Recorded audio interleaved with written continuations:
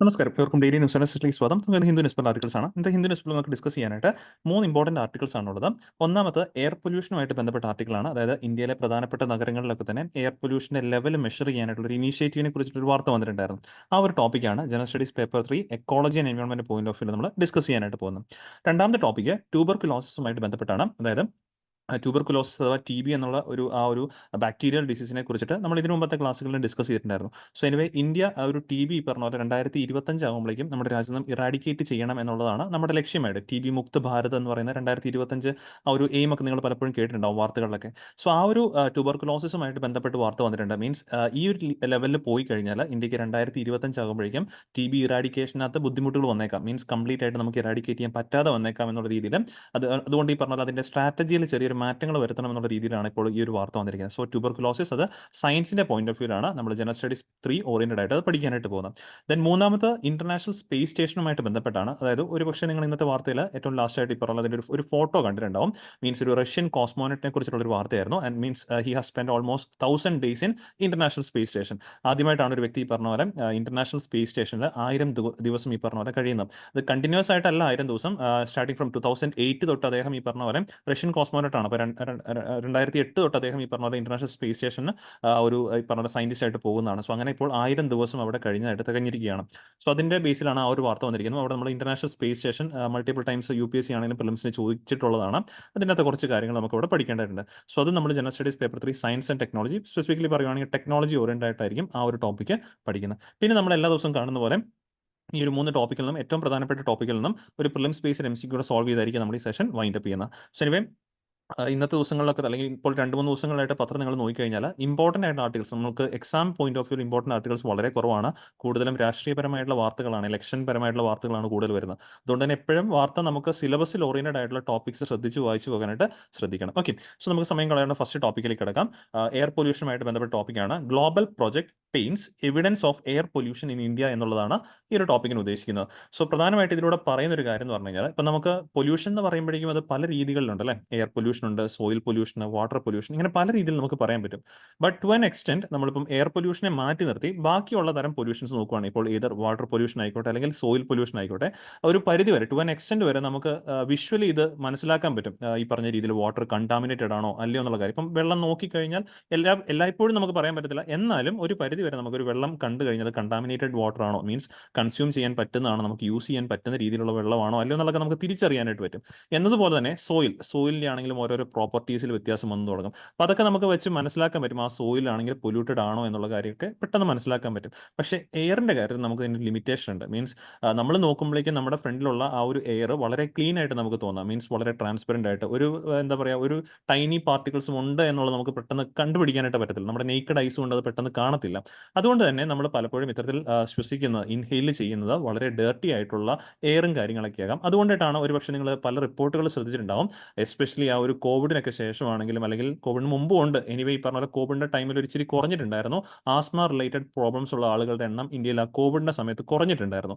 അതിന് കുറഞ്ഞു എന്നൊരു കാര്യം, ഒന്ന് ആ ടൈമിൽ വെഹിക്കുലാർ മൂവ്മെന്റ്സ് ഒക്കെ വളരെ കുറവായിരുന്നു. പിന്നെ എല്ലാവരും മാസ്കുകൾ ഉപയോഗിക്കുന്ന കാരണം നമ്മൾ ശ്വസിക്കുന്ന വായു കുറച്ചും കൂടെ കമ്പാരിറ്റീവ്ലി ഈ പറഞ്ഞ പോലെ ടൈനി മോളിക്യൂൾസ് ഒക്കെ അവോയ്ഡ് ചെയ്ത കാരണം ആ ഒരു ടൈം പീരിയഡിൽ ആളുകളിൽ ഇത്തരത്തിൽ ആസ്മ റിലേറ്റഡ് ഇഷ്യൂസ് വളരെ കുറവായിരുന്നു. പിന്നെ വീണ്ടും ആ ഒരു മാസ്കിന്റെ ഒക്കെ ഉപയോഗം കഴിഞ്ഞു കഴിഞ്ഞപ്പോഴേക്കും വീണ്ടും ഇത്തരത്തിലുള്ള ആസ്മ റിലേറ്റഡ് പ്രോബ്ലംസ് ജനങ്ങളിൽ ഇന്ത്യയിൽ വർദ്ധിക്കുന്നതായിട്ട് റിപ്പോർട്ട് വരുന്നുണ്ട്. സോ ഈ ഒരു പശ്ചാത്തലത്തിലാണ് ഇതൊരു ഇനീഷ്യേറ്റീവ് ആണ് നമ്മളിപ്പോൾ ഇതിനകത്ത് പഠിക്കാൻ പോകുന്നത്. പെയിന്റിംഗ് വിത്ത് ലൈറ്റ് എന്നുള്ളതാണ് ആ team initiative. Low cost air pollution sensors ഒക്കെ ഉപയോഗിച്ചിട്ടുള്ള ഒരു പദ്ധതിയാണ്. മീൻസ് ഇപ്പം ഈ പിക്ചറിൽ നിങ്ങൾക്ക് കാണാൻ പറ്റുന്നുണ്ട് ഒരു സ്ക്രീൻ. ഈ പറഞ്ഞ പോലെ ആ ഒരു സ്ക്രീനിൽ നമ്മൾ പറഞ്ഞ ഇത്രയും കാര്യങ്ങളല്ലേ, ആ ഒരു എയർ പൊല്യൂഷൻ നമുക്ക് നേക്കഡ് ഐസ് കൊണ്ട് മനസ്സിലാക്കാൻ പറ്റത്തില്ല. പക്ഷേ നിങ്ങൾ ഒരു പക്ഷേ എക്സ്പെരിമെന്റ് ചെയ്തിട്ടുണ്ടാവും. നമ്മളിപ്പോൾ ടോർച്ച് ലൈറ്റ് ഒക്കെ അടിക്കുമ്പോഴേക്കും ആ ടോർച്ച് ലൈറ്റിന്റെ ആ ഒരു ലൈറ്റ് ബീം പാസ് ചെയ്യുന്ന സ്ഥലങ്ങളിലൂടെ ചിലപ്പോൾ ആ ടൈനി പാർട്ടിക്കിൾസ് നമുക്ക് ഇങ്ങനെ മൂവ് ചെയ്യുന്നതൊക്കെ കണ്ടിട്ടുണ്ടാവും. സോ അങ്ങനെ അത്തരത്തിൽ ഈ പറഞ്ഞ പോലെ ഓരോ പ്രധാനപ്പെട്ട ഏരിയാസിലും ഒരു LED സ്ക്രീനാണ് ബേസിക്കലി ഉദ്ദേശിക്കുന്നത്. ഈ ഒരു പിക്ചറിൽ നിങ്ങൾ കാണുന്ന പോലെ അതൊരു LED സ്ക്രീനാണ്. സോ ആ ഒരു സ്ക്രീൻ ഇപ്പോൾ ഇതുപോലെ LED സ്ക്രീൻസ് ആണ്. ആ സ്ക്രീൻസിലെ ലൈറ്റഡ് ഡോട്ട്സിന്റെ അളവ് സൂചിപ്പിക്കുന്ന ആ പ്രദേശത്തെ എയർ പൊല്യൂഷന്റെ ഒരു അളവിനെ കുറിച്ചാണ്. എത്രമാത്രം എയർ കണ്ടാമിനേറ്റഡ് ആണ് എന്നുള്ളതാണ് സ്ക്രീനിലൂടെ പ്രധാനമായിട്ടും വിഷ്വലൈസ് ചെയ്യാൻ പറ്റുന്നത്. അപ്പം ഈ ഒരു ടീം അല്ലെങ്കിൽ ഈ ഒരു ഇനീഷ്യേറ്റീവ് നടത്തുന്ന ആൾക്കാർ ഉദ്ദേശിക്കുന്നത് ഓരോ പ്രദേശങ്ങളിലെയും എയർ പൊല്യൂഷൻ വളരെ നമ്മൾ ഈ സെൻസേഴ്സ് ഒക്കെ ഉപയോഗിച്ച് മെഷർ ചെയ്തിട്ട് അത് എത്രത്തോളം ഉണ്ട് എന്നുള്ളത് ജനങ്ങളിലേക്ക് വിഷ്വലൈസ് ചെയ്ത് കൊടുക്കാൻ സാധിക്കുക എന്നുള്ളതാണ് ഈ ഒരു പ്രൊജക്ടിന്റെ ഭാഗമായിട്ട് ഉദ്ദേശിക്കുന്നത്. And now that global project pains എന്നുള്ള project evidence of air pollution ഇന്ത്യയിലേക്ക് വരികയാണ്. മീൻസ് ഇന്ത്യയിലെ പ്രധാനപ്പെട്ട നഗരങ്ങളിലെ എയർ പൊല്യൂഷൻ എത്രത്തോളം ഉണ്ടെന്നുള്ള ജനങ്ങൾക്ക് വിഷ്വലൈസ് ചെയ്ത് കൊടുക്കാൻ പാകത്തിലേക്ക് മുന്നോട്ട് വന്നിരിക്കുകയാണ്. സോ ഇതാണ് ആക്ച്വലി ആ ഒരു വാർത്തയ്ക്കകത്തുള്ളൂ. പക്ഷേ നമുക്ക് പ്രിലിംസിനും അല്ലെങ്കിൽ നമ്മുടെ UPSC എക്സാംസിന് കുറച്ചുകൂടി ഡീറ്റെയിൽ ആയിട്ട് കാര്യങ്ങൾ നമ്മൾ പഠിക്കണം. അതിനകത്ത് ആദ്യമായിട്ട് എന്താണ് എയർ പൊല്യൂഷൻ എന്നുള്ള കാര്യം അറിയണം, അല്ലെങ്കിൽ അതിന്റെ ഡെഫിനിഷൻ അറിഞ്ഞിരിക്കുന്നതല്ല. കാരണം ഇത് പ്രിലിംസിനല്ല ഡെഫിനിഷൻ ആവശ്യമുള്ളത്, മെയിൻസിന് നമ്മളിപ്പോൾ എയർ പൊല്യൂഷനൊക്കെ ഒരു ചോദ്യം വരികയാണെങ്കിൽ ഇൻട്രൊഡക്ഷൻ പാർട്ടിൽ നമുക്ക് അതിനൊരു 1 സെന്റൻസ് ഡെഫിനിഷൻ കൊടുക്കണമല്ലോ. സോ ആ രീതിയിലേക്ക് ഓർത്തിരിക്കുക. അങ്ങനെ ഡെഫിനിഷൻ കൊടുക്കുമ്പോഴേക്കും നമ്മൾ ഒബ്വിയസ്ലി പറഞ്ഞ പോലെ അതിന് കോമ്പിറ്റന്റ് ആയിട്ടുള്ള ഏജൻസീസിന്റെ ഈ പറഞ്ഞ പോലെ ഡെഫിനേഷൻ കൊടുക്കാൻ ശ്രമിക്കണം. അപ്പോൾ ഇവിടെ എയർ പൊല്യൂഷൻ ഒക്കെ പറയുമ്പോഴേക്കും അതിന് വെച്ചിരിക്കുന്ന ഏജൻസി എന്ന് പറഞ്ഞാൽ നമ്മുടെ WHO ആണ്, വേൾഡ് ഹെൽത്ത് ഓർഗനൈസേഷൻ ആണ്. സോ അവരുടെ തന്നെ ഡെഫിനേഷൻ ഇവിടെ ഉണ്ട്. Air pollution is contamination of indoor or outdoor. നമ്മൾ പലപ്പോഴും ചിന്തിക്കുന്നത് എയർ പൊല്യൂഷൻ എന്ന് പറയുമ്പോഴേക്കും ഔട്ട്ഡോർ എൻവയോൺമെന്റ് പൊല്യൂഷനെ മാത്രമേ നമ്മൾ ചിന്തിക്കുന്നത്. പക്ഷെ അങ്ങനെയല്ല, ഇൻഡോർ പോലും എയർ പൊല്യൂഷൻ ആയിട്ട് നമുക്ക് കണക്കാക്കാൻ പറ്റും. The contamination of indoor or outdoor environment by any chemical, physical or biological, any chemical, physical or biological agent that modifies the natural characteristics of the atmosphere. ആ പ്രദേശ അറ്റ്മോസ്ഫിയറിന് നാച്ചുറൽ ക്യാരക്ടറിസ്റ്റിക്സ് ഓൾട്ടർ ചെയ്യുന്ന രീതിയിലുള്ള ഏതെങ്കിലും chemical ആകാം, അല്ലെങ്കിൽ physical ആകാം, അല്ലെങ്കിൽ biological ഏജൻസിന്റെ പ്രസൻസിനെ നമുക്ക് എന്തായിട്ട് വിളിക്കാനായിട്ട് സാധിക്കും? എയർ പൊല്യൂഷൻ എന്ന് വിളിക്കാനായിട്ട് സാധിക്കും. ഇത്തരത്തിൽ നോക്കുമ്പോഴേക്കും WHO ഡേറ്റ പ്രകാരം തന്നെയാണ് 99% of the world's population breathes air that contains high levels of pollutants and exceeds WHO guide lines limit. ഈ ലോകത്തുള്ള 99% ആൾക്കാരും ശ്വസിക്കുന്നത് WHO പെർമിസിബിൾ ലിമിറ്റിന് മുകളിൽ ഈ പറഞ്ഞ പോലെ കണ്ടാമിനേറ്റഡ് ആയിട്ടുള്ള എയർ ആണെന്നുള്ള കാര്യം ഓർക്കാം. അത് ഏറ്റവും കൂടുതൽ പ്രശ്നം സൃഷ്ടിക്കുന്ന ഇത്തരത്തിലുള്ള ലോ ആൻഡ് മിഡിൽ ഇൻകം കൺട്രീസിനാണ്. കാരണം ഈ രാജ്യങ്ങളിലൊക്കെ തന്നെ പൊല്യൂഷൻ വളരെയധികം കൂടുതലായിരിക്കും, ഇൻഡസ്ട്രീസിന്റെ ഭാഗമായിട്ടാണെങ്കിലും. അല്ല, കാരണം എന്ന് പറഞ്ഞു കഴിഞ്ഞാൽ നമ്മൾ പൊല്യൂഷൻ കുറയ്ക്കാനായിട്ട് പുതിയ പുതിയ മെഷീനറീസ് ഉപയോഗിക്കണം, അല്ലെങ്കിൽ സയന്റിഫിക് ആയിട്ടുള്ള ഓരോ ഇൻവെൻഷൻസ് ഒക്കെ നടത്തേണ്ടി വരും. ഇത് ഇത്തരത്തിലുള്ള രാജ്യങ്ങൾ വളരെ കുറവായിരിക്കും, കാരണം കോസ്റ്റ് കൂടുതലായതുകൊണ്ട് അഫോർഡ് ചെയ്യാൻ പറ്റത്തില്ല. വെഹിക്കിൾസിൽ നിന്നുള്ള പൊല്യൂഷനും ഈ രാജ്യങ്ങൾ വളരെയധികം കൂടുതലായിരിക്കും. സോ അതുകൊണ്ട് തന്നെയാണ് ഇത്തരത്തിലുള്ള ആ ഒരു പൊല്യൂഷൻ ഏറ്റവും കൂടുതൽ സഹിക്കേണ്ടി വരുന്ന ലോ ആൻഡ് മിഡിൽ ഇൻകം രാജ്യങ്ങളിലാണെന്നുള്ള കാര്യം നമ്മുടെ വേൾഡ് ഹെൽത്ത് ഓർഗനൈസേഷൻ സൂചിപ്പിക്കുന്നത്. സോ എന്തൊക്കെയാണ് പ്രധാനമായിട്ടും എയർ പൊല്യൂഷന്റെ കാരണങ്ങൾ? നമ്മൾ പ്രധാനമായിട്ട് പഠിക്കുന്നതാണ്. അത് ഇൻഡസ്ട്രിയൽ എമിഷൻസ് ഉണ്ട്, ഹൗസ് ഹോൾഡ് എമിഷൻസ് ഉണ്ട്, മോട്ടോർ വെഹിക്കിൾ എമിഷൻസ് ഉണ്ട്, ഫോറസ്റ്റ് ഫയർസ് തുടങ്ങിയ കാര്യങ്ങളൊക്കെയാണ് പ്രധാനമായിട്ട് common source of air pollution ആയിട്ട് നമുക്ക് പറയാൻ പറ്റുന്നത്. ഇനി ഈ പൊല്യൂട്ടൻസിൽ തന്നെ നമുക്ക് ഏറ്റവും കൂടുതൽ പബ്ലിക് ഹെൽത്ത് കൺസേൺ സൃഷ്ടിക്കുന്നത് പർട്ടിക്കുലേറ്റ് മാറ്റർ, PM എന്ന ഷോർട്ടിൽ അറിയപ്പെടുന്ന പർട്ടിക്കുലേറ്റ് മാറ്റേഴ്സിന്റെ പ്രസൻസ് ആണ്. എസ്പെഷ്യലി PM2.5 അല്ലെങ്കിൽ ഈ പറഞ്ഞ PM10 എന്നൊക്കെ പറഞ്ഞാൽ നമ്മൾ കേട്ടിട്ടുണ്ടായിരിക്കും. അത് പർട്ടിക്കുലർ മാറ്ററിന്റെ സൈസ് ആണ് ഉദ്ദേശിക്കുന്നത്. അതിൽ നമുക്ക് ഏറ്റവും കൂടുതൽ പ്രശ്നം സൃഷ്ടിക്കുന്നത് PM2.5. നമുക്ക് ഒന്ന് നമ്മുടെ നേക്കഡ് ഐസ് കൊണ്ട് കാണാനേ പറ്റത്തില്ല. ഇത് വളരെ ചെറുതാണ്, മൈക്രോൺ അളവ് വളരെ ചെറുതാണ്. സോ PM2.5 നമ്മൾ PM2.5 സ്കെയിലുള്ള ഈ പറഞ്ഞ പോലെ പൊല്യൂട്ടൻസ് നമ്മൾ ഇൻഹെയിൽ ചെയ്ത് കഴിഞ്ഞാൽ അത് നമ്മുടെ ലങ്സിൽ എത്തുകയും അതിൽ നിന്ന് ഈ പറഞ്ഞ പോലെ പലവിധ പ്രശ്നങ്ങൾ ഉണ്ടാകാനായിട്ടുള്ള സാധ്യത വളരെ കുറവാണ്. സോ ഇവിടെ നിങ്ങൾക്ക് കാണാം എന്താണ് പർട്ടിക്കുലേറ്റ് മാറ്റേഴ്സ് എന്നുള്ളത്. സോ PM അഥവാ particulate matter are inhalable and respirable particles ആയിട്ടുള്ള പാർട്ടിക്കിൾസ് ആണ്, composed of sulphate, nitrates, ammonia, sodium chloride, black carbon, mineral dust and water. ഇവയിൽ അടങ്ങിയിരിക്കുന്ന ഇൻഹെയിലബിൾ ആയിട്ടുള്ള വളരെ മൈന്യൂട്ട് ആയിട്ടുള്ള പാർട്ടിക്കിൾസ് ആണ് പാർട്ടിക്കുലേറ്റ് മാറ്റർ. ഇവ ബേസിക്കലി 2.5, 10 ഇങ്ങനെയൊക്കെയാണ് പ്രധാനമായിട്ടും കോമൺ ആയിട്ട് അറിയപ്പെടുന്നത്. ഇതിൽ PM2.5 ആണ് ഏറ്റവും ഹാർംഫുൾ എന്നുള്ള കാര്യം ഓർക്കുക. Refers to tiny particles or droplets in the air that are 2.5 microns or less in width. 2.5 എന്ന് ഉദ്ദേശിക്കുന്നത്. അപ്പോൾ 2.5 microns or less width ഉള്ള പാർട്ടിക്കിൾസ് ആണ്, അല്ലെങ്കിൽ ഡ്രോപ്ലെറ്റ്സിനെയാണ് നമ്മൾ PM2.5 പാർട്ടിക്കിൾസ് എന്ന് അറിയപ്പെടുന്നത്. ഇതിന്റെ പ്രധാനപ്പെട്ട സോഴ്സുകൾ എന്ന് പറഞ്ഞാൽ വാഹനങ്ങളിലൊക്കെ നമ്മുടെ ഇന്റേണൽ കമ്പഷൻ എഞ്ചിൻസിൽ നിന്ന് വരുന്ന പൊല്യൂട്ടൻസ് ആകാം, പവർ ജനറേഷനിൽ നിന്ന് ഉൽപ്പാദിപ്പിക്കപ്പെടുന്ന pollutants, industrial process, agriculture processes, construction, residential wood and coal ഇങ്ങനെയുള്ള ഭാഗങ്ങളിൽ നിന്ന് വരുന്ന പൊല്യൂട്ടൻസ് PM2.5 കാണപ്പെടാറുണ്ട്. And most common natural source, ഇപ്പം നമ്മൾ പറയുന്ന മാൻമെയ്ഡ് സോഴ്സ് ഒക്കെ വേണം പറയാം. ഇനി അടുത്താണ് most common natural source of PM2.5 dust storms, sand storms and wild fires ആണ്. ഈ പോയിന്റ് പ്രിലിംസിനും ഓർത്തിരിക്കുന്നത് വളരെ നല്ലതാണ്. Ecology environment point of view statement ആയിട്ടൊക്കെ ചോദിക്കാൻ പറ്റുന്നതാണ്. സോ ഇനി അടുത്തതാണ് ഈ എയർ പൊല്യൂഷനെ കൺട്രോൾ ചെയ്യാനായിട്ട് ഏതൊക്കെ മെഷേഴ്സ് ആണ് നമ്മൾ സ്വീകരിക്കാൻ ചോദിച്ചു കഴിഞ്ഞാൽ, we are having an important act known as air act 1981, അല്ലെങ്കിൽ അതിന്റെ പൂർണ്ണരൂപം air prevention and control of pollution act 1981 ആണ്. Then national clean air programme NCAP programme run ചെയ്യുന്നുണ്ട്. Then continuous ambient air quality monitoring system ഉണ്ട്. നമ്മുടെ നമ്മുടെ പ്രധാനപ്പെട്ട നഗരങ്ങളിലൊക്കെ തന്നെ പൊല്യൂഷൻ നോക്കാനായിട്ട്. Then green crackers developed by CSIR NEERI. Okay, green ക്രാക്കേഴ്സിന്റെ ഡെവലപ്മെന്റ് ഇപ്പോൾ നമ്മുടെ പ്രധാനപ്പെട്ട നഗരങ്ങളിലൊക്കെയാണ് ക്രാക്കേഴ്സ്, ഗ്രീൻ ക്രാക്കേഴ്സ് ആണ് ഉപയോഗിക്കുന്നത്, കാരണം പൊല്യൂഷൻ താരതമ്യം ഇച്ചിരി കുറവായിരിക്കും. Then great green wall of Aravalli, ഇത് ഈ വർഷത്തെ കറണ്ട് അഫയേഴ്സ് ആണ്, ശ്രദ്ധിച്ചിരിക്കുന്നത് നല്ലതായിരിക്കും. ആ ഒരു great green wall of Aravalli, അതായത് ഈ പിക്ചറിൽ നിങ്ങൾക്ക് കാണാൻ സാധിക്കും. ആരവല്ലി മൗണ്ടൻ റേഞ്ചസ് നമ്മൾ പഠിക്കുന്നതാണ്. ഇവിടെ ഈ ഡൽഹി ഭാഗങ്ങൾ തുടങ്ങി ഇങ്ങനെ പാസ് ചെയ്ത് ഈ പറഞ്ഞ ലാസ്റ്റ് റാൻ ഓഫ് കച്ച് നമ്മുടെ ഗുജറാത്ത് മേഖല വരെ നീണ്ടു നിൽക്കുന്ന ഒരു മൗണ്ടേനിയസ് റീജിയൻ ആണ് ആ ഒരു ആരവല്ലി റേഞ്ച് എന്ന് പറയുകയാണെങ്കിൽ. സോ സ്റ്റാർട്ടിംഗ് ഫ്രം പോർബന്ദർ, ഈ ഒരു ഗ്രേറ്റ് ഗ്രീൻ വാൾ ഇനീഷ്യേറ്റീവ് എന്ന് പറഞ്ഞു കഴിഞ്ഞാൽ ഈ ആരവല്ലി റേഞ്ചിന് പാരലായിട്ട് നമ്മളൊരു ഫോറസ്റ്റ് ബെൽറ്റ് ക്രിയേറ്റ് ചെയ്യപ്പെടുകയാണ്, from Porbandar to Panipat, covering entire Aravalli range and beyond. This great wall will act as a barrier for dust from the west, അതായത് ഇതിന് ഇപ്പുറത്തെ ഭാഗങ്ങളിൽ ഈ പറഞ്ഞ നമ്മുടെ താർ ഡെസേർട്ടും കാര്യങ്ങളൊക്കെ ഉണ്ടല്ലോ, അവിടെ നിന്നുള്ള ചൂടുകാറ്റിനെ തടയാനായിട്ടും അല്ലെങ്കിൽ അവിടെ നിന്നുള്ള പൊടിക്കാറ്റുകൾ, മീൻസ് ഇപ്പം നമ്മൾ 2.5 PM 2.5 ഭാഗത്ത് സാൻഡ് ഡസ്റ്റിൻ്റെ കാര്യമൊക്കെ പറഞ്ഞല്ലോ, അങ്ങനെയുള്ള പാർട്ടിക്കിൾസ് ഈ പറഞ്ഞ കാറ്റിൽ ഇങ്ങോട്ടേക്ക് വരാതിരിക്കാനായിട്ടുള്ള ഒരു വോൾ പോലെ ആക്ട് ചെയ്യുന്നതാണ് ഈ ഗ്രീൻ വോൾ. അതിന് ഗ്രീൻ എന്നുള്ള പേര് കൊടുത്ത് നമ്മൾ മരങ്ങളൊക്കെ നട്ടുപിടിപ്പിച്ചൊരു ബാരിയറാണ് പ്രധാനമായിട്ട് ഉദ്ദേശിക്കുന്നത്. സോ അത് ആ പൊടിക്കാറ്റുകളെയും തടയാൻ പറ്റും. പിന്നെ ഈ താർ ഡെസേർട്ടിൻ്റെ ഈസ്റ്റ് വേർഡ് എക്സ്പാൻഷൻ, അതായത് താർ ഡെസേർട്ട് ഇങ്ങോട്ടുള്ള ഈസ്റ്റ് വേർഡ് എക്സ്പാൻഷനും അതിലൂടെ തടയാനായിട്ട് സാധിക്കും. And it will check the desertification by restoring degraded land through massive afforestation activities. മരങ്ങൾ കൂടുതൽ നട്ടുപിടിപ്പിക്കുക എന്നുള്ളതാണ് ഈ ഒരു ഗ്രേറ്റ് ഗ്രീൻ വാൾ ഇനീഷ്യേറ്റീവിൻ്റെ ഉദ്ദേശമായിട്ട് പറയുന്നത്. സോ ഇത് നമ്മൾ ആരവല്ലിയുടെ കാര്യം പറയുന്ന കാരണം ആരവല്ലീസ് റേഞ്ചിനെ കുറിച്ച് അറിഞ്ഞിരിക്കണം, കാരണം കണക്റ്റഡ് ആയിട്ട് ഇങ്ങനെയാണ് UPSC ഓരോ കാര്യങ്ങളും ചോദിക്കുന്നത്. മീൻസ് ഇത് എയർ പൊല്യൂഷൻ്റെ കാര്യമായിരുന്നു, പക്ഷേ അവിടെ നമ്മൾ കണക്ട് ചെയ്ത ഗ്രേറ്റ് ഗ്രീൻ വാൾ ഇനീഷ്യേറ്റീവിലെത്തി. അവിടെ നമ്മൾ ആ ഗ്രേറ്റ് ഗ്രീൻ വാൾ ഇനീഷ്യേറ്റീവ് പഠിച്ചപ്പോഴേക്കും ആരവല്ലി റേഞ്ചസ് പറഞ്ഞു. സോ ആരവല്ലി റേഞ്ചസിനെ കുറിച്ച് കുറച്ച് കാര്യങ്ങൾ അറിഞ്ഞിരിക്കണം, ഇമ്പോർട്ടൻ്റ് ആയിട്ടുള്ള features. It is one of the oldest fold mountains of the world ആണ് Aravalli mountains, and runs approximately 670 kilometre, 670 kilometre length ഉണ്ട് ഈ ഒരു ആരവല്ലി റേഞ്ചസിന്. ഇൻ സൗത്ത് വെസ്റ്റ് ഡയറക്ഷനാണ് ഇത് റൺ ചെയ്യുന്നത്, starting from Delhi, passing through southern Haryana and Rajasthan and ending in ഗുജറാത്തിലാണ് end ചെയ്യുന്നത്. ഇവിടുത്തെ ഹയസ്റ്റ് പീക്ക് എന്ന് പറഞ്ഞാൽ ഗുരു ശിഖറാണ്. അപ്പോൾ ആരവല്ലി റേഞ്ചിലെ ഹയസ്റ്റ് പീക്ക് ഏതാണ്? ഗുരു ശിഖറാണ്. 1722 മീറ്റർ ആണ് ഇതിന്റെ ഹൈറ്റ്.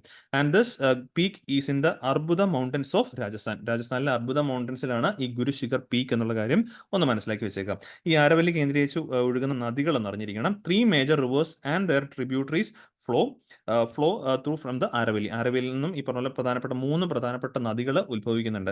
പേരേതൊക്കെയാന്ന് നോക്കി കഴിഞ്ഞാൽ ബാനസ് ആൻഡ് സഹീബി റിവേഴ്സ്, ബാനസും Sahibi rivers, and these are the tributaries of Yamuna. യമുനയുടെ ട്രിബ്യൂട്ടറീസ് ആണ് ബാനസും സഹീബി റിവേഴ്സും. അതേപോലെ ലൂണി റിവർ ഉണ്ട്. ലൂണി റിവറും ഈ പറഞ്ഞ പോലെ ഈ ആരവല്ലി റേഞ്ചസിലാണ് ഉത്ഭവിക്കുന്നത്, and flows to Rann of Kutch. Luni river Saraswati റിവറിന്റെ ട്രിബ്യൂട്ടറി കൂടെയാണെന്നുള്ള കാര്യം ഒന്ന് മനസ്സിലേക്ക് വെച്ചേക്കാം. ഇത്രയും കാര്യങ്ങൾ ആരവല്ലി റേഞ്ചസുമായിട്ടും നിങ്ങൾ പഠിച്ചിരിക്കണം, എക്സാമിന് ചോദിക്കാവുന്നതാണ്. സോ ദെൻ രണ്ടാമത്തെ ആർട്ടിക്കിളിലേക്ക് മൂവ് ഓൺ ചെയ്യുകയാണ്. ട്യൂബർകുലോസിസുമായിട്ട് ബന്ധപ്പെട്ട ആർട്ടിക്കിളാണ്. So tuberculosis, health ministry reworks protocol as country's TB elimination drive plateaus എന്നുള്ളതാണ് ഈ ഒരു ആർട്ടിക്കിളിനകത്ത് ഉദ്ദേശിക്കുന്നത്. അപ്പോൾ ഇവിടെ നമ്മൾ പറഞ്ഞ മെയിൻ ഇമ്പോർട്ടൻ്റ് ആയിട്ടുള്ള കീവേഡ് എന്ന് പറഞ്ഞു കഴിഞ്ഞാൽ ഒരു ട്യൂബർകുലോസിസുമായിട്ട് ബന്ധപ്പെട്ടാണ്. സോ ആദ്യം നമ്മൾ ആ ട്യൂബർകുലോസിസുമായിട്ട് ബന്ധപ്പെട്ട കാര്യങ്ങൾ മനസ്സിലാക്കണം. അതിനുശേഷം ഈ ഒരു ആർട്ടിക്കിളിലെ പ്രധാനപ്പെട്ട പോയിന്റ് നമുക്കൊന്നുകൂടെ ഡിസ്കസ് ചെയ്യാം. So first of all tuberculosis. So tuberculosis നമുക്ക് ആദ്യം അറിയാവുന്ന കാര്യമാണ്, ഇതൊരു ബാക്ടീരിയൽ ഇൻഫെക്ഷൻ ആണ് കേട്ടോ. അങ്ങനെ പരീക്ഷയ്ക്ക് ചോദിക്കാറുണ്ട് ഇത് എന്ത് തരം ഇൻഫെക്ഷൻസ് ആണ്. ഇപ്പോൾ ബാക്ടീരിയൽ ഇൻഫെക്ഷൻ ആണ് ട്യൂബർകുലോസിസ്. അതായത് ഈ പറഞ്ഞ ഒരു 4-5 ഓപ്ഷൻ തന്നിട്ട് ഇതിനകത്ത് ഏതൊക്കെയാണ് ബാക്ടീരിയൽ ഇൻഫെക്ഷൻ ചോദിക്കാം. അതിനകത്ത് ട്യൂബർകുലോസിസ് ഉണ്ടെങ്കിൽ അത് തീർച്ചയായിട്ടും നിങ്ങൾ സെലക്ട് ചെയ്യാം, കാരണം tuberculosis bacterial infection caused by mycobacterium ആണ്. ഓക്കെ, മൈക്കോബാക്ടീരിയം ട്യൂബർകുലോസിസ് ആണ് ഇത് കോസ് ചെയ്യുന്നുള്ള കാര്യം ഓർക്കണം. ആൻഡ് മെയിൻ ആയിട്ട് ട്യൂബർകുലോസിസ് സ്പ്രെഡ് ചെയ്യുന്ന through inhaling tiny droplets from the coughs or sneezes sneezes of an infected person. ഒരു ഇൻഫെക്റ്റഡ് പേഴ്സന്റെ ആ ഒരു കഫ് സ്നീസ് ഈ പറഞ്ഞ പോലെ അതിൽ നിന്ന് ടൈനി ഡ്രോപ്ലെറ്റ്സ് ഈ പറഞ്ഞ പോലെ ഇൻഹെയിൽ ചെയ്യുന്നതിലൂടെയാണ് ട്യൂബർകുലോസിസ് മറ്റൊരു വ്യക്തിയിലേക്ക് പടരുന്നു എന്നുള്ളൊരു കാര്യം കൃത്യമായിട്ട് മനസ്സിലാക്കി വെച്ചേക്കുക. ഈ പിക്ചറിൽ നിങ്ങൾക്ക് കാണാനായിട്ട് സാധിക്കുന്നുണ്ട്. സോ ട്യൂബർകുലോസിസ് മെയിൻലി അഫക്ട് ചെയ്യുന്നത് നമ്മുടെ ലങ്സിനെയാണ് എന്ന് പറഞ്ഞുകൊണ്ട് നമ്മുടെ മനുഷ്യ ശരീരത്തിൽ ലങ്സിനെ മാത്രമേ ഇത് അഫക്ട് ചെയ്യുള്ളൂ അങ്ങനെയൊന്നുമില്ല. It can affect any part of the ബോഡിയാണ്. Any part of the body affect ചെയ്യാം, including the tummy, means abdomen, glands, bones, nervous system, even നമ്മുടെ ബ്രെയിൻസിനെ വരെ വേണമെങ്കിൽ എന്ത് ചെയ്യാം, TBക്ക് ട്യൂബർകുലോസിസിനെ അഫക്ട് ചെയ്യാൻ പറ്റും എന്നുള്ള കാര്യം മനസ്സിലേക്ക് വെച്ചാൽ മെയിൻലി ഇത് അഫക്ട് ചെയ്യുന്ന ലങ്സിനെ ഉള്ളൂ. അവിടെ നിന്നാണ് പിന്നീട് മറ്റ് മനുഷ്യ ശരീരത്തിലെ ഓർഗൻസിലേക്ക് ഇത് ട്രാൻസ്ഫർ ആയി പോകുന്നുള്ള കാര്യം ഓർക്കാം. And TB is a potentially serious condition, but it can be cured if it's treated with the right antibiotics. TB എന്നുള്ള അസുഖം ഈ പറഞ്ഞാൽ നമുക്ക് ക്യൂർ ചെയ്യാൻ പറ്റുന്നതാണ്. ഇപ്പോഴത്തെ അവസ്ഥയിൽ TB ക്യൂറബിൾ ആണ്. പക്ഷെ ഒരു കാര്യം ശ്രദ്ധിക്കണം, it can be cured if it's treated with the right antibiotics. Right ആയിട്ടുള്ള ആന്റിബയോട്ടിക്സിലൂടെയാണ് ഇതിനെ ട്രീറ്റ് ചെയ്യാൻ സാധിക്കുന്നുള്ള കാര്യം ഒന്ന് ഓർത്ത് വെച്ചേക്കാം. സോ അടുത്തതായിട്ട് ടൈപ്സ് ഓഫ് TB അറിഞ്ഞിരിക്കണം. സോ TB ബേസിക്കലി 3 ടൈപ്പ് ഉണ്ട്: pulmonary TB, latent TB and active TB. So pulmonary T B എന്താണെന്ന് ചോദിച്ചു കഴിഞ്ഞാൽ T B that affects the lungs ആണ്. നമ്മുടെ ലങ്സിനെ അഫക്ട് ചെയ്യുന്ന ടി ബിയുടെ പേരാണ് pulmonary T B and it's most contagious type of T B. ഏറ്റവും കൂടുതൽ പടരാനുള്ള സാധ്യതയൊക്കെ ഉള്ളതും ഈ ഒരു തരം ടി ബി തന്നെയാണ്. But it usually only spreads after prolonged exposure to someone with the illness. പെട്ടെന്ന് പരക്കത്തില്ല, പക്ഷെ പകരാൻ ചാൻസ് ഉള്ളതാണ്. ഇത് ഒരാളിലേക്ക് പകരുന്ന എപ്പോഴാണെന്ന് ചോദിച്ചു കഴിഞ്ഞാൽ only spreads after prolonged exposure to someone with the illness. ഈ അസുഖമുള്ള ആളുമായിട്ട് ഒരുപാട് നേരം ക്ലോസ് കോൺടാക്റ്റിൽ നമ്മൾ സംസാരിക്കുമ്പോഴാണ് ഈ ഒരു T B, especially pulmonary T B spread ചെയ്യുന്നുള്ള കാര്യം ഓർക്കാം. പിന്നെ ഈ പൾമിനറി ടി ബിയുടെ പ്രത്യേകത എന്ന് പറഞ്ഞാൽ ഇതിന്റെ സിംറ്റംസ് ഒന്നും പുറത്തേക്ക് വരത്തില്ല. യൂഷ്വലി ഇതിന്റെ സിംറ്റംസ് പറഞ്ഞാൽ നോർമൽ പനി, ചുമ, വെയിറ്റ് ലോസ്, ഇങ്ങനെയുള്ള കാര്യങ്ങളൊക്കെയാണ്. പക്ഷേ ഈ പൾമിനറി ടി ബിയുടെ അവസ്ഥയിൽ നമ്മുടെ ലങ്സിൽ ഈ സാധനം എത്തിയിട്ടുണ്ടാവുമായിരിക്കും. പക്ഷേ ആ ഒരു ടൈമിൽ നമ്മുടെ ഇമ്മ്യൂൺ സിസ്റ്റം ഇതിനെ ഒന്ന് ടാക്കിൽ നിർത്താൻ പാകത്തിലായിരിക്കും ഉണ്ടാവുക. അതുകൊണ്ട് തന്നെ ഈ ഒരു ബാക്ടീരിയ വൺസ് നമ്മുടെ ശരീരത്തിൽ എൻ്റർ ചെയ്ത് അതിന് പുറത്തേക്ക് സിംറ്റംസ് ഒന്നും കാണിച്ചു തുടങ്ങത്തില്ല. But that bacteria will be in our body എന്നുള്ള കാര്യം ഓർക്കാം. സോ അല്ലെങ്കിൽ ആ ബാക്ടീരിയ നമ്മുടെ ഇമ്മ്യൂൺ സിസ്റ്റം കില്ല് ചെയ്തിട്ടുള്ള അവസ്ഥയിലായിരിക്കും ഇത് ഉണ്ടാവുക. രണ്ടാമത്തെ തരം ടി ബി ആണ് latent T B. Sometimes immune system cannot kill the bacteria. ഈ ശരീരത്തിലേക്ക് എൻ്റർ ചെയ്ത ബാക്ടീരിയനെ നമ്മുടെ ഇമ്മ്യൂൺ സിസ്റ്റത്തിന് ഈ പറഞ്ഞ പോലെ തകർക്കാൻ പറ്റിയില്ലെങ്കിൽ, കില്ല് ചെയ്യാൻ പറ്റിയില്ലെങ്കിൽ പതുക്കെ പതുക്കെ എന്ത് ചെയ്യും, ഇവൻ മറ്റ് ശരീരത്തിലെ മറ്റു പാർട്സിലേക്ക് ഈ പറഞ്ഞ പോലെ സ്പ്രെഡ് ചെയ്യാനായിട്ട് തുടങ്ങും. ആൻഡ് ഈ ഒരു ടൈമിലും നമുക്ക് ഉറപ്പ് പറയാൻ പറ്റത്തില്ല സിംറ്റംസ് വരാൻ സാധ്യതയില്ല. കാരണം you will not have any symptoms but the bacteria will remain in your body and this is not as a latent T B. ഈ അവസ്ഥയിൽ ഈ പറഞ്ഞ പോലെ ബാക്ടീരിയ നമ്മുടെ ശരീരത്തിൽ ഉണ്ടാവും, പക്ഷേ പുറത്തേക്ക് അവന് ജീവനില്ലാത്ത അവസ്ഥയിലല്ല. പൾമിനറി ടി ബി എന്ന് പറഞ്ഞാൽ ആ ബാക്ടീരിയ കയറി, പക്ഷേ ഇമ്മ്യൂൺ സിസ്റ്റം പതുക്കെ എന്ത് ചെയ്തിട്ടുണ്ടാവും, അവൻ ഈ പറഞ്ഞ പോലെ കില്ല് ചെയ്തിട്ടുണ്ടാവും. അതുകൊണ്ട് തന്നെ സിംറ്റംസ് വരുന്നില്ല. പക്ഷേ ലേറ്റന്റ് ടി ബി എന്ന് പറയുമ്പോഴേക്കും ബാക്ടീരിയ നമ്മുടെ ശരീരത്തിലേക്ക് കയറി, പക്ഷേ സിംറ്റംസ് വരുന്നില്ലെന്നേ ഉള്ളൂ. നമ്മുടെ ഇമ്മ്യൂൺ സിസ്റ്റത്തിന് ഓവർകം ചെയ്ത് സ്റ്റിൽ അവൻ അലൈവ് ആയിട്ട് നമ്മുടെ ശരീരത്തിൽ ഉണ്ടാവും. ബട്ട് മറ്റ് ഓർഗൻസിലേക്ക് അവൻ സ്പ്രെഡ് ചെയ്തുകൊണ്ടിരിക്കുമായിരിക്കും. സിംറ്റംസ് വളരെ കുറവായിരിക്കും ഈ അവസ്ഥയിൽ. അതുകൊണ്ടാണ് ഇതിനെ ലേറ്റന്റ് ടി ബി എന്നറിയപ്പെടുന്നത്. People with latent T B people with latent T B are not infectious to others. ഈ ഒരു അവസ്ഥയിൽ നിൽക്കുമ്പോൾ അത് ഈ പറഞ്ഞ പോലെ എന്ത് ചെയ്യാറില്ല, മറ്റൊരാളുകളിലേക്ക് ഈ പറഞ്ഞ പോലെ പകരാറില്ലാത്ത ഒരു സിറ്റുവേഷനിലേക്കാണ് ഇത് നിൽക്കുന്നത്. സോ പിന്നീട് ഈ പറഞ്ഞ പോലെ ആക്റ്റീവ് ടി ബി സ്റ്റേജിലേക്ക് എത്തുമ്പോഴാണ് ഈ പ്രശ്നങ്ങൾ വരുന്നത്. So if the immune system fails to kill, അതായത് ലേറ്റന്റ് ടി ബി കഴിഞ്ഞിട്ട് അവിടുന്ന് സ്റ്റിൽ ഈ പറഞ്ഞ നമ്മുടെ ഇമ്മ്യൂൺ സിസ്റ്റത്തിന് ഒരു ബാക്ടീരിയസിനെ കില്ല് ചെയ്യാൻ പറ്റിയില്ലെങ്കിൽ it can spread within the lungs or other parts of the body. മറ്റ് ഭാഗങ്ങളിലേക്ക് ഇതിന് സ്പ്രെഡ് ചെയ്യാൻ സാധിക്കും. And symptoms will develop within A few weeks or months. അതിനുശേഷം എന്തുണ്ടാവുള്ളൂ, ഇതിന്റെ സിംറ്റംസ് പുറത്തേക്ക് വന്നു തുടങ്ങുള്ളൂ. ആ സിംറ്റംസ് വന്നു തുടങ്ങുമ്പോഴേക്കുമാണ് ഇത് എന്ത് സ്റ്റേജിലേക്കായി മാറുന്നത്, ആക്റ്റീവ് ടി ബി സ്റ്റേജിലേക്കായിട്ട് മാറുന്നത്. പക്ഷേ നമ്മൾ നേരത്തെ പറഞ്ഞാൽ ടി ബി ക്യൂറബിൾ ആണ്. സോ എത്രയും നേരത്തെ ഇത് കണ്ടുപിടിക്കാൻ പറ്റിക്കഴിഞ്ഞാൽ ഇതിനെ നമുക്ക് റൈറ്റ് ആയിട്ടുള്ള ആന്റിബയോട്ടിക്സിന്റെ യൂസേജിലൂടെ ഇതിനെ നമുക്ക് ഓവർകം ചെയ്യാൻ പറ്റുന്നത് തന്നെയാണ്. ഇന്ത്യയുടെ കാര്യത്തിൽ പറഞ്ഞു കഴിഞ്ഞാൽ ഓരോ വർഷം ശരാശരി പറയുവാണെങ്കിൽ അപ്രോക്സിമേറ്റ്ലി 4 ലാക്ക് ആൾക്കാരാണ് ഇന്ത്യയിൽ, 4 ലക്ഷം ആളുകളാണ് ഇന്ത്യയിൽ ഓരോ വർഷം ടി ബി മൂലം മരണമടയുന്നത്. അതൊരു പെർ ഡേ കണക്കെടുത്തു കഴിഞ്ഞാൽ അപ്രോക്സിമേറ്റ്ലി 1400 റേഞ്ചിലേക്ക് എത്തും. പെർ ഡേ 1400 ആളുകളാണ് ഇന്ത്യയിൽ ടി ബി മൂലം മരണമടയുന്നത് എന്നുള്ളതാണ് കണക്കുകൾ സൂചിപ്പിക്കാറുള്ളത്. അപ്പോൾ അത്രത്തോളം ഈ പറഞ്ഞ പോലെ കണ്ടേജിയസ് ആയിട്ടുള്ള, അല്ലെങ്കിൽ അത്രത്തോളം ഈ പറഞ്ഞ പോലെ ഡെഡ്ലി ആയിട്ടുള്ള ഒരു ഡിസീസാണ് ഇന്ത്യയുടെ കാര്യത്തിൽ അത് ടി ബി. അതുകൊണ്ട് തന്നെയാണ് 2025 നമ്മൾ എലിമിനേറ്റ് ചെയ്യണമെന്ന് ആഗ്രഹിക്കുന്നു. WHO ആംഗിൾ 2030 ടി ബി ലോകത്തുനിന്ന് മുഴുവനായിട്ട് ഇറാഡിക്കേറ്റ് ചെയ്യണമെന്നാണ് WHO പറയുന്നത്. നമ്മളൊരു 5 വർഷം കൂടെ മുന്നേ 2025 ഇത് ഇറാഡിക്കേറ്റ് ചെയ്യണമെന്നാണ് ആഗ്രഹിക്കുന്നത്. പക്ഷേ ഇന്ത്യയുടെ അവസ്ഥ നിലവിൽ നോക്കിക്കഴിഞ്ഞാൽ ടി ബിയുടെ കേസസ് ഒരു നാൾ വരെ, കുറച്ച് നാൾക്ക് മുമ്പ് വരെ ടി ബി കേസ് നല്ല രീതിയിൽ കുറയുന്നുണ്ടായിരുന്നു. പക്ഷേ ഇപ്പം സ്റ്റിൽ ഈ പറഞ്ഞ സീറോയിലേക്ക് എത്തിയിട്ടില്ല. 2025 അധികം വർഷമില്ല. അതുകൊണ്ട് തന്നെ ഈ പറഞ്ഞ ആ ഒരു ഡിക്ലൈനിങ് സ്റ്റേജ് കാണുന്നില്ല. വീണ്ടും ഒരു സ്റ്റേബിൾ ആയിട്ട് ഒരു പോയിന്റിൽ തന്നെ നിന്ന് അങ്ങോട്ട് പോകുന്നത്. അതായത് വൺസ് ഈ പറഞ്ഞ ഇന്ത്യയിലെ ആ ഒരു ടി ബി ഈ പറഞ്ഞ പോലെ വളരെ രീതിയിൽ ഉയർന്നിട്ടുണ്ടായിരുന്നു. അത് പിന്നീട് താഴേക്ക് പോകും. താഴേക്ക് വന്നിട്ട് ഇപ്പോൾ സീറോയിലേക്കല്ല, ഒരു പോയിന്റ് എത്തി അതിങ്ങനെ സ്റ്റേബിൾ ആയി പോയിക്കൊണ്ടിരിക്കുക. ആ ഒരു പോയിന്റിലേക്ക് പോന്നുകൊണ്ടിരിക്കുന്നതിന്റെ പ്രശ്നമാണ് ഇപ്പോൾ ഗവൺമെന്റ് പഠിക്കുന്നതും. അതിനെ ടാക്കിൾ ചെയ്യാനായിട്ട് നമ്മുടെ എന്തെങ്കിലും സ്ട്രാറ്റജിയിൽ മാറ്റങ്ങൾ വരുത്തണമെങ്കിൽ മാറ്റണം എന്നുള്ളതാണ് ഇപ്പോൾ ഇതിനകത്ത് വന്നിരിക്കുന്നത്. So then active T B കൊണ്ട് നമ്മളൊന്ന് നോക്കേണ്ടതുണ്ട്. Active T B immune system fails to kill ആകുന്ന അവസ്ഥയിലാണ് സിംറ്റംസ് കാണിച്ചു തുടങ്ങും. About 1/4 of the world's population estimated to be infected by T B bacteria. അതായത് 1/4 ആയിട്ടുള്ള ആൾക്കാർ, ലോകത്തെമ്പാടുമുള്ള പോപ്പുലേഷൻ ജനത ടി ബിയിൽ ഇൻഫെക്റ്റഡ് ആണെന്നാണ് കരുതുന്നത്. പക്ഷേ only 5 to 15% of these people will fall ill with active TB cases. അതുകൊണ്ടാണ് പലപ്പോഴും തിരിച്ചറിയാൻ ബുദ്ധിമുട്ടെന്നാണ് ഏറ്റവും വലിയ പ്രശ്നം. പലപ്പോഴും ഇതിന്റെ സിംറ്റംസ് ഒക്കെ വരുന്നത് ഇതിന്റെ എൻഡ് സ്റ്റേജിലേക്ക് എത്തുമ്പോഴേക്കാണ് പലപ്പോഴും സിംറ്റംസ് വരാറുള്ളത്. So latent TB could develop into an active TB disease at a later date, particularly if your immune system becomes weakened. നമ്മുടെ ഇമ്മ്യൂൺ സിസ്റ്റം വീക്കെൻഡ് ആണെങ്കിൽ ഈ ഒരു ലേറ്റന്റ് ടി ബി പിന്നീട് എന്തിലേക്ക് മാറാൻ സാധ്യതയുണ്ട്, ആക്റ്റീവ് ടി ബി ഡിസീസ് ആയിട്ട് മാറാനായിട്ടുള്ള സാധ്യതയെ നമുക്ക് തള്ളിക്കളയാൻ പറ്റത്തില്ല. ഓക്കെ, സോ ദെൻ ഈ പറഞ്ഞ TBയുടെ ട്രീറ്റ്മെന്റ് നോക്കുവാണെങ്കിൽ with treatment TB can almost always be cured. TB പറഞ്ഞ ട്രീറ്റ്മെന്റിലൂടെ നമുക്ക് ക്യൂർ ചെയ്യാൻ പറ്റുന്ന തന്നെ ആയിട്ടുള്ള കാര്യമാണ്. And a course of antibiotics will usually need to be taken for 6 to 18 months. ഈ പറഞ്ഞ TBയുടെ നമ്മൾ ഈ ഒരു ട്രീറ്റ്മെന്റും കാര്യങ്ങളും നിൽക്കുന്ന 6 മുതൽ 18 മാസമാണ് നിൽക്കുന്നത്. ആ ഒരു ട്രീറ്റ്മെന്റ് ഡോക്ടേഴ്സ് പ്രിസ്ക്രൈബ് ചെയ്യുന്ന പോലെ നമ്മൾ കണ്ടിന്യൂസ് ആയിട്ട് അത് കണ്ടിന്യൂ ചെയ്യുകയാണെങ്കിൽ, ആ ഒരു ടൈം പീരിയഡ് ട്രീറ്റ്മെന്റ് മുടക്കാതെ കണ്ടിന്യൂ ചെയ്യുകയാണെങ്കിൽ തീർച്ചയായിട്ടും TB നമുക്ക് ക്യൂർ ചെയ്യാൻ പറ്റുന്ന ഡിസീസ് തന്നെയാണ്. ഓക്കെ. ദെൻ TBയുടെ ഇറാഡിക്കേഷനുമായിട്ട് ബന്ധപ്പെട്ട് നമ്മൾ നേരിടുന്ന ചലഞ്ചസും കൂടെ അറിഞ്ഞിരിക്കണം. പ്രധാനമായിട്ട് poor primary health care infrastructure in rural areas. അതുകൊണ്ട് തന്നെ ചെക്ക് ചെയ്യാൻ പറ്റുന്നില്ല, TB അസുഖമാണോ എന്നുള്ള കാര്യം ചെക്ക് ചെയ്യാൻ പറ്റുന്നില്ല, അതിനുള്ള സൗകര്യങ്ങളില്ല. Then unregulated private health care, അതായത് പലപ്പോഴും നമ്മൾ കേട്ടിട്ടുണ്ടാവും TBക്ക് എതിരായിട്ട് ഈ പറഞ്ഞ പോലെ ആന്റി ഡ്രഗ് റെസിസ്റ്റൻസ്, ADR എന്ന് പറയും, ആന്റി ഡ്രഗ് റെസിസ്റ്റൻസ് TB, അല്ലെങ്കിൽ ഡ്രഗ് റെസിസ്റ്റൻറ്റ് TB എന്നൊക്കെ പലപ്പോഴും നമ്മൾ കേൾക്കാറുണ്ട്. ഈ ഡ്രഗ് റെസിസ്റ്റൻസ് എന്ന് പറഞ്ഞു കഴിഞ്ഞാൽ നമ്മൾ ഈ ആന്റിബയോട്ടിക്സിന്റെ ഓവർ യൂസേജ് മൂലം വന്നു വരുന്ന പ്രശ്നങ്ങളാണ്. സോ ചെറിയ അസുഖങ്ങൾക്ക് പോലെ നമ്മൾ ആന്റിബയോട്ടിക്സ് കഴിച്ചു വരുമ്പോഴേക്കും പിന്നീട് ബാക്ടീരിയാസ് നമ്മുടെ ശരീരത്തിൽ കയറി കഴിഞ്ഞാൽ നമ്മുടെ ഇമ്മ്യൂൺ സിസ്റ്റം അല്ലെങ്കിൽ ആ ഒരു മരുന്നിന് എഫക്റ്റീവ് ഇല്ലാതായിട്ട് മാറും. സോ അങ്ങനെയുള്ള അൺറെഗുലേറ്റഡ് ഉള്ള പ്രൈവറ്റ് ഹെൽത്ത് കെയർ ഇപ്പോൾ ഡോക്ടേഴ്സുമായിട്ട് പ്രിസ്ക്രൈബ് ചെയ്യാണ്ട് തന്നെ മരുന്ന് വാങ്ങി കഴിക്കുന്ന ഒരു പ്രശ്നം കാര്യങ്ങളൊക്കെ തന്നെ അതും വളരെയധികം ചലഞ്ചസ് സൃഷ്ടിക്കുന്നതാണ്. അങ്ങനെ വരുമ്പോഴേക്കുമാണ് ഡ്രഗ് റെസിസ്റ്റൻറ്റ് TB ഒക്കെ തന്നെ ഡെവലപ്പ് ചെയ്യപ്പെടുന്നത്. Then HIV induced TB cases, ഇങ്ങനെയുള്ള HIV ഇൻഡ്യൂസ്ഡ് ആയിട്ടുള്ള ആളുകളിൽ ഈ പറഞ്ഞ ഇമ്മ്യൂൺ സിസ്റ്റം ഓൾറെഡി തന്നെ വളരെ വീക്ക് ആയിരിക്കും. സോ അങ്ങനെയുള്ള ആളുകളെ പെട്ടെന്ന് TB പിടിക്കാനുള്ള സാധ്യത വളരെ കൂടുതലാണ്. The lack of hygiene facilities and widespread malnourishment and പ്രോവർട്ടിയും ഈ പറഞ്ഞ പോലെ TB കേസസ് ഇറാഡിക്കേഷനുമായിട്ട് ബന്ധപ്പെട്ട ഒരു വെല്ലുവിളി തന്നെയാണ് ഇന്ത്യയുടെ കാര്യത്തിൽ. സോ ഇത്രയാണ് ഈ ഒരു ടോപ്പിക് നമുക്ക് എക്സാം പോയിന്റ് ഓഫ് വ്യൂവിൽ പഠിക്കാനുണ്ടായിരുന്നത്.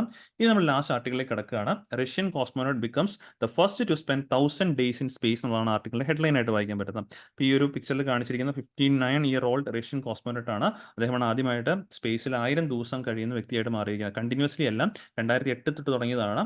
ആ ഒരു ഓരോ ടൈം ഇപ്പം അദ്ദേഹത്തിന്റെ 5ാമത്തെ ഈ പറഞ്ഞ പോലെ ഒരു സ്പേസ് മിഷൻ ഭാഗമായിരുന്നു അറിയാം. Already he have made 5 journeys to International space Station. അപ്പോൾ അങ്ങ് അത്രയും ഇതിലൂടെയാണ് അദ്ദേഹം 1000 ദിവസം സ്പേസിൽ സ്പെൻഡ് ചെയ്തിട്ടുണ്ടായിരുന്നത്. സോ എനിവേ ഈ ഒരു ടോപ്പിക്ക് നമുക്ക് പഠിക്കാനുള്ള ആ ഒരു ഇന്റർനാഷണൽ സ്പേസ് സ്റ്റേഷനെ കുറിച്ചുള്ള ആർട്ടിക്കിളാണ്. സോ ഇതാണ് ഇന്റർനാഷണൽ സ്പേസ് സ്റ്റേഷൻ, അതായത് ഭൂമിക്ക് ചുറ്റും റൊട്ടേറ്റ് ചെയ്യുന്നതാണ്. ലോകത്ത് ഓർബിറ്റിലാണ് റൊട്ടേറ്റ് ചെയ്യുന്നത്. അവിടെ റൊട്ടേറ്റ് ചെയ്ത് അതിനകത്ത് ബേസിക്കലി പരീക്ഷണങ്ങളാണ് നടക്കുന്നത്. എസ്പെഷ്യലി ഗ്രാവിറ്റിയെ കുറിച്ചിട്ടും ഒക്കെയുള്ള പരീക്ഷണങ്ങളാണ് ഈ ഇന്റർനാഷണൽ സ്പേസ് സ്റ്റേഷനിൽ നടക്കാറുള്ളത്. ഇത് UPSC PYQ ആയിട്ട് ചോദിച്ചിട്ടുള്ളതാണ് ഇന്റർനാഷണൽ സ്പേസ് സ്റ്റേഷനെ കുറിച്ചിട്ട്. അതുകൊണ്ടാണ് ഈ ടോപ്പിക്ക് നമ്മൾ ഇന്ന് എടുത്തത് തന്നെ. So international space station is the largest manmade object in space. സ്പേസിലെ ഏറ്റവും ലാർജസ്റ്റ് മാൻമെയ്ഡ് ഒബ്ജക്റ്റ് ആണ് international space station. Launched on November 20, 1998 launch ചെയ്തത്. It serves as the habitat for astronauts in space. Since 2011 the international space station has been continuously inhabited. 2015 ശേഷം എപ്പോഴും international space സ്റ്റേഷനിൽ ഏതെങ്കിലും രാജ്യത്തു നിന്നുള്ള ആളുകളോട് കാണാറുണ്ട്. ഏതെങ്കിലും രാജ്യം എന്ന് പറയുമ്പോഴേക്കും ഇതിനകത്ത് പാർട്ടിസിപ്പേഷൻ സ്റ്റേറ്റ്സ് ഏതൊക്കെയാണെന്ന് ചോദിച്ചു കഴിഞ്ഞാൽ it's a collaborative project of യുഎസിന്റെ നാസ, റഷ്യയുടെ റോസ് കോസ്മോസ് എന്ന് പറഞ്ഞു കഴിഞ്ഞാൽ നമ്മുടെ ഇന്ത്യയുടെ ISR എന്നൊക്കെ പറയുമല്ലോ, എന്നതുപോലെ തന്നെയാണ് അവരുടെ സ്പേസ് ഏജൻസിയാണ്.